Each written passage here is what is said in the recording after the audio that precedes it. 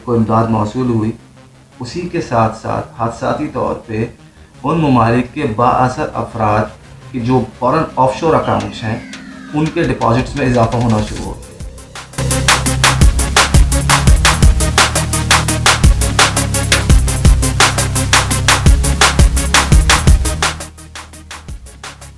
अस्सलाम वालेकुम दोस्तों, कैसे हैं आप सब। उम्मीद करता हूँ इस गैर मामूली सूरत हाल में बेहतर और खुशगवार ज़िंदगी गुजार रहे हैं। आज की वीडियो भी गैर मामूली है, इसलिए आप लोगों से गुजारिश है कि इस वीडियो को पूरा देखिएगा, क्योंकि आज की वीडियो में हम आपको ये बताएंगे कि इस कोरोना वायरस से पैदा होने वाली सूरत हाल को किस तरीके से मुख्तलिफ ममालिक में हुक्मरान अपने मकासद के हुसूल के लिए इस्तेमाल कर रहे हैं और ऐसे इक़दाम ले रहे हैं जो आम दिनों के अंदर आम हालात में उनके लिए लेना तकरीबन नामुमकिन था। और साथ साथ हम आपको वर्ल्ड बैंक की लेटेस्ट रिपोर्ट में जो इंकशाफात किए गए हैं वो भी बताएंगे। और अगर आपने अब तक इस चैनल को सब्सक्राइब नहीं किया है तो डू सब्सक्राइब, और अगर आप इस चैनल पे नए हैं और आप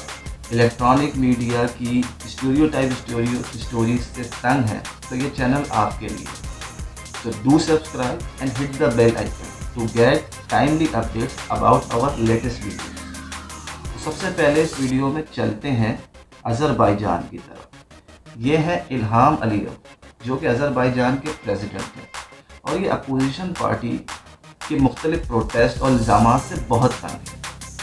कोरोना के केसेस अज़रबैजान में अब तक तकरीबन 1600 हैं, लेकिन इन्होंने अज़रबैजान के अंदर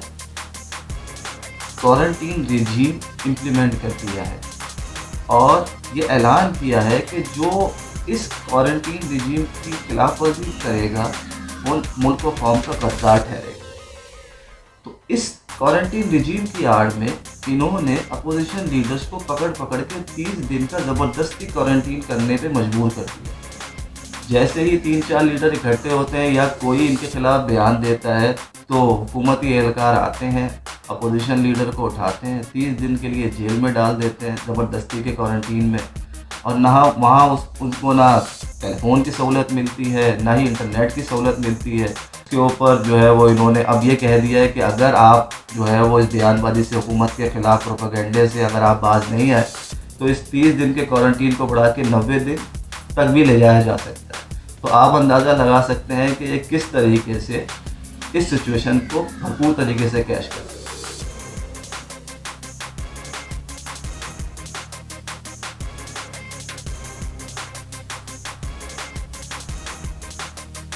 ये अकेले नहीं हैं जो इस तरीके के इक़दाम ले रहे हैं और अपोजिशन को या अपने खिलाफ उठने वाली आवाज़ों को दबा रहे हैं। इन जैसे एक और भी हैं, ये है टोगो के प्रेसिडेंट फोरे नैसिंगे। ये 2005 से टोगो के प्रेसिडेंट हैं और मुसलसल तकरीबन 15 साल से ही हुकूमत कर रहे हैं। अभी फरवरी में जो हालिया इलेक्शन हुए हैं इसमें अपोजिशन पार्टी ने बड़ी तादाद के अंदर उन्होंने इलेक्शन का बाइकआउट किया और उन्होंने कहा कि हम इस इलेक्शन में हिस्सा नहीं लेंगे क्योंकि धांधली के इल्ज़ाम, करप्शन के इल्ज़ाम, बहुत सारी चीज़ें, बहुत से इल्ज़ाम इनके ऊपर लगाए गए। तो अब जब कोरोना की सिचुएशन पैदा हुई है और इन्होंने जो है वो रिलीफ पैकेज अनाउंस किया है, लेकिन रिलीफ पैकेज की कंडीशन उन्होंने ये रखी है कि जिसने वोट कास्ट किया होगा सिर्फ रिलीफ पैकेज उसी को मिलेगा, कैश रिलीफ है। और इस चक्कर में बहुत बड़ी तादाद आवाम की जो है वो कैश रिलीफ से महरूम हो गई। अब चलते हैं हम अपने पड़ोसी मुल्क चाइना की तरफ। चाइना ने किस तरीके से इस सिचुएशन को कैश किया है अगेंस्ट हांगकांग। आपको याद होगा अभी कुछ अर्से पहले आपने इलेक्ट्रॉनिक मीडिया में, प्रिंट मीडिया में जो है वो देखा होगा कि हांगकांग के अंदर मैसिव प्रोटेस्ट चल रहा है अगेंस्ट चाइनीज़ गवर्नमेंट, कि चाइना जो है वो हांगकांग के ऊपर अपना कंट्रोल जो है वो स्ट्रॉन्ग करना चाह रहा था और हांगकांग की जो पॉपुलेशन है वो नहीं चाह रही कि उनका फ्रीडम जो है वो चाइना जो है वो उनके फ्रीडम को कंट्रोल करे। तो उन्होंने बड़े मैसिव तादाद में जो है वो प्रोटेस्टर्स रोड पे आ गए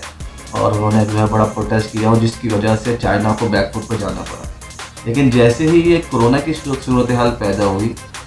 चाइना ने जो है वो किया ये कि मैं आपको थोड़ी सी पहले हिस्ट्री बताता हूँ कि जब 1997 के अंदर बरतानिया से कंट्रोल चाइना के पास गया हांगकांग का, तो उस वक्त आर्टिकल 22 इम्प्लीमेंट किया गया, जिसके मुताबिक वन कंट्री टू सिस्टम का फार्मूला इम्प्लीमेंट किया गया। यानी कि कंट्री तो एक रहेगा, लेकिन जो हांगकांग के लोगों को जो आज़ादी हासिल है, फ्रीडम ऑफ स्पीच और फ्रीडम ऑफ एक्सप्रेशन, वो इख्तियारात उनसे नहीं लिए जाएंगे। और दूसरा, उस आर्टिकल में ये कंडीशन थी कि चाइनीज़ गवर्नमेंट या चाइनीज़ कोई भी डिपार्टमेंट, गवर्नमेंट डिपार्टमेंट हांगकांग के अंदरूनी मसाइल, अंदरूनी मामलात में इंटरफेरेंस नहीं करेगा। हालिया दौर में चाइना ने जो है वो उस आर्टिकल को ख़त्म करने की कोशिश करी, जिसके बाद मैसिव प्रोटेस्ट शुरू हो गए और चाइना को बैकफुट पे जाना पड़ा। अब इस कोरोना की कंडीशन के बाद चाइना ने आर्टिकल 22 ख़त्म कर दिया, और जैसे ही प्रोटेस्टर्स रोड पे निकले प्रोटेस्ट करने के लिए और दोबारा से जो है वो एक मूवमेंट बनाने की कोशिश करी, तो चाइना ने उनको अरेस्ट करना शुरू कर दिया। रीज़न ये दिया कि जैसे कि सोशल डिस्टेंसिंग जो है उसकी वायलेशन हो रही है, और आप जैसे ही मैसिव गैदरिंग करेंगे या प्रोटेस्ट करेंगे तो उससे कोरोना फैलने का डर है, और आप लोग वायलेटर हैं, वो बहुत तबीयत से जो है वो लोगों को अरेस्ट करना शुरू कर दिया, और अभी भी जो है वो गिरफ्तारियाँ उनकी जा रही हैं। अब आप समझ सकते हैं कि किस तरीके से चाइना ने सिचुएशन को कैश करना शुरू कर दिया। हमारे पड़ोसी मुल्क इंडिया की मुसलमानों के खिलाफ नफरत अब किसी से ढकी छुपी नहीं है, तो इंडिया ने भी इस कोरोना सिचुएशन का फ़ायदा उठाते हुए मुसलमानों को मज़ीद दीवार से लगाना शुरू कर दिया, और अब कोरोना के फैलाव का जिम्मेदार मुसलमानों को ठहराते हुए उन्होंने मुसलमानों के ऊपर मज़ीद जुल्म के जो है वो करना शुरू कर दिए। इसी तरह हंगरी और सर्बिया के हुक्मरानों ने अपनी पार्लियामेंट से ऐसे लॉ पास कराए हैं जिसके बाद अब उनके पास डिक्टेटर्स की पावर आ चुकी है।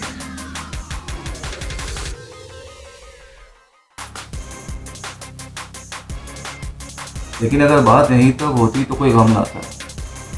मगर रशिया और चाइना ने ये ऐलान किया है कि वो पर्सनल प्राइवेसी को किसी भी हद तक जाकर ब्रीच कर सकते हैं जस्ट टू आइडेंटिफाई कोविड-19 पेशेंट्स। तो आप अंदाज़ा लगा सकते हैं कि इस गैर मामूली सूरत हाल में एक पर्सनल प्राइवेसी को किस तरीके से वायलेट किया जाएगा, उसको ब्रीच किया जाएगा। और after corona crisis the world will be a different place to live. जैसा कि हम सब ये जानते हैं कि इस कोरोना वायरस ने इतनी ज़्यादा तबाही नहीं मचाई जितनी फेक न्यूज़ ने जो है वो लोगों में खौफ की फिजा कायम कर रही है, और पूरी दुनिया इस वक्त एक जो है वो मुत्तहद जिद्दोजहद कर रही है कि किस तरीके से फेक न्यूज़ को रोका जाए, ताकि जो है वो इस वायरस से पैदा होने वाली सूरत हाल में जो टेंशन है उसको कम किया जा सके। मुख्तलिफ सोशल मीडिया प्लेटफॉर्म जिसमें फेसबुक, ट्विटर, व्हाट्सएप, ये सब जो है वो इसके लिए कलेक्टिव एफर्ट्स कर रहे हैं ताकि जो है वो इस चीज़ को रोका जा सके। इस सिचुएशन का फ़ायदा उठाते हुए ज़िम्बाब्वे की गवर्नमेंट ने एक लॉ ऐसा पास किया है जिसके मुताबिक अगर उन्होंने किसी भी शख्स को फेक न्यूज़ सर्कुलेट करते हुए, ब्रॉडकास्ट करते हुए, या किसी भी अखबार ने फेक न्यूज़ पब्लिश कर दी है, तो वो उसके ख़िलाफ़ जो है वो शदीद एक्शन ले सकते हैं, और जो रिस्पॉन्सिबल पर्सन है उसको 20 साल की सज़ा हो सकती है। अब आप समझ सकते हैं कि कोरोना तो अभी कुछ अरसे में ख़त्म हो जाएगा, लेकिन ये लॉ तो बरकरार रहेगा। तो ज़िम्बाब्वे की गवर्नमेंट अपने मुखालफिन को के ऊपर जो है वो इस लॉ को कैसे इस्तेमाल कर सकती है, यानी कि अपने ऊपर होने वाली हर तनकीद को आप वो फेक न्यूज़ डिक्लेयर कर सकते हैं, और तनकीद करने वालों को 20 साल के लिए जेल में डाल सकते हैं। ये बात अब प्रूव हो चुकी है कि अखबारात की सर्कुलेशन से कोरोना के फैलाव का कोई ताल्लुक़ नहीं है, लेकिन इस बात को बेस बनाते हुए यूएई ने, जॉर्डन ने, ओमान ने और ईरान ने अपने मुल्कों के अंदर अखबारात की इशाअत के ऊपर पाबंदी लगा दी, और वहाँ जितने भी प्रिंटिंग प्रेस हैं उनको ताले लगा दिए गए हैं, सील कर दिया गया है। जैसा कि हमने आपको बताया कि मुख्तलिफ ममालिक किस तरीके से इस कोरोना क्राइसिस में मुख्तलिफ लॉस प्रोमलगेट कर रहे हैं और उन लॉस को जो है वो अपने मकासद के हसूल के लिए इस्तेमाल कर रहे हैं। पाकिस्तान में इस किस्म की कोई चीज़ वैसे तो ज़ाहिरी तौर पे नज़र नहीं आती है, लेकिन मौजूदा हुकूमत जो कि हमेशा से एमनेस्टी स्कीम के ख़िलाफ़ रही है और 2019 में जब इन्होंने एमनेस्टी स्कीम अनाउंस करी तो इनको शदीद तनकीद का सामना करना पड़ा। इस कोरोना क्राइसिस के दौरान उन्होंने कंस्ट्रक्शन सेक्टर को एक स्पेशल पैकेज अनाउंस किया उनके लिए। बजाय कहा तो ये जा रहा है कि वो पैकेज जो है वो डेली वेजर्स जो हैं वो उनको फ़ायदा पहुंचाने के लिए दिया गया है, क्योंकि इस लॉकडाउन के बाद उनके जो है वो बड़े माशी हालात जो है वो बहुत ज़्यादा ख़राब हो गए हैं, तो उनको फाइनेंशियल सपोर्ट करने के लिए कंस्ट्रक्शन सेक्टर को एक पैकेज दिया गया। लेकिन इस पैकेज के अंदर बिल्डर्स और डेवलपर्स को 31 दिसंबर तक अपने सारे अनडिक्लेयर्ड एसेट्स को मुल्क में लाने की खुली छूट दी गई है और जिसके बाद उनसे कोई सवालात नहीं किए जाएंगे। अब देखना यह है कि ये पैकेज के आने के बाद क्या कंस्ट्रक्शन सेक्टर जो कि अब इस इंडस्ट्री का दर्जा हासिल कर चुका है वो मुल्क की मईशत को बेहतर बनाने में कितना किरदार अदा करता है, या ये पैकेज भी माजी की एमनेस्टी स्कीम की तरह सिर्फ़ और सिर्फ काले धन को सफ़ेद करने के लिए इस्तेमाल होगा। अब हम आपको बताते हैं कि वर्ल्ड बैंक की लेटेस्ट रिपोर्ट में क्या इंकशाफात किए गए। वर्ल्ड बैंक की लेटेस्ट रिपोर्ट के मुताबिक जिन ममालिक को फ़ौरन एड दी गई है ताकि वो इस कोरोना क्राइसिस से निपट सकें और अपने आवाम के हालात को बेहतर बना सकें, और जैसे ही उन ममालिक में इमदाद मौसूल हुई उसी के साथ साथ हादसाती तौर पे उन ममालिक के बाअसर अफराद की जो फ़ौरन ऑफशोर अकाउंट्स हैं उनके डिपॉजिट्स में इजाफा होना शुरू हो गया। वर्ल्ड बैंक की रिपोर्ट में किसी ख़ास मुल्क या किसी ख़ास शख्सियत का तो जिक्र नहीं है, लेकिन आने वाले वक्त में हम ये एक्सपेक्ट कर सकते हैं कि करप्शन के बड़े बड़े स्कैंडल सामने आएंगे।